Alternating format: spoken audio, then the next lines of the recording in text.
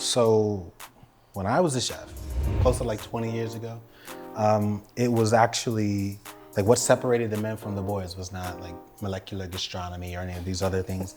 It was really around like butchery, like people who can take this giant cut, right, or get a whole hog and break that thing down to chops, to butts, to all those different things. What I learned was the key to that is you can save a lot of money. Well, we're going to break down a beef tenderloin. All this fat, and underneath all this fat is the actual beef itself. But we're gonna remove the fat first. Okay. And some of this you can actually just peel off with your hand. It's cold and you can just peel it off. Really easy.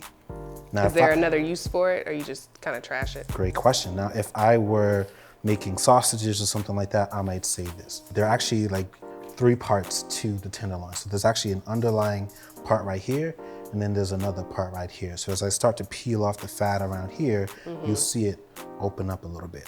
But see, this big piece here I got for like 60 bucks, you know? And this is how many pounds? This is almost 11 pounds. Wow, okay. And I'll get several steaks out of this. If I wanted to make a steak salad or fajitas or steak and eggs, something quick. Steak burger. I would use something like this. I never understood steak burgers. Like what? This is a fancy name for hamburgers. But yeah, okay. So this part right here, you actually have to cut off.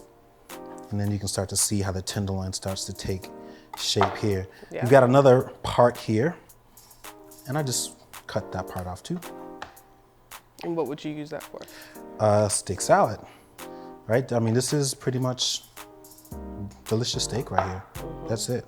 So now you've got pretty much the beef tenderloin, and this is where filet mignon will come from. Once you're done removing the fat, pretty much you want to get rid of what's called the silver skin, which is this silver looking skin. It's basically connective tissue.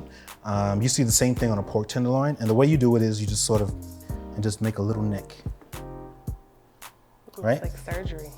And then you angle your knife, and then you can run that along the top. Yeah, it's pretty translucent. And you'll see, right? Yeah. Okay. All right. You're like a black Salt Bae.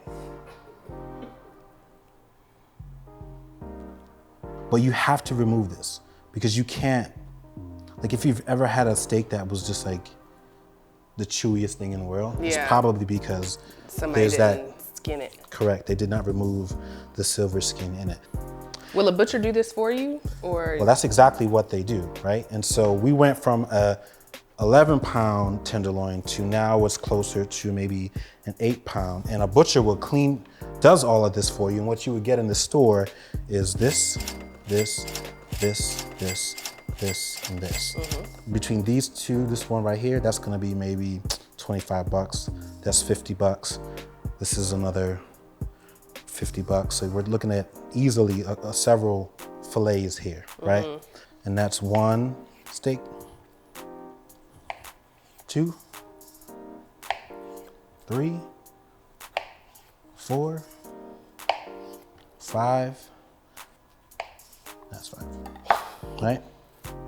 Filet mignon. Wow.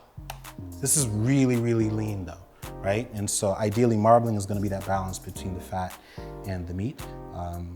One $60 tenderloin got me 5 filet mignons, and that would be my beef with broccoli. And this could be like a steak salad or something like that. This is just a great way to save money, I think. If you're a steak lover, you don't always have to buy individual steaks. You can buy the entire tenderloin and turn that into 5, 6 different steak nights.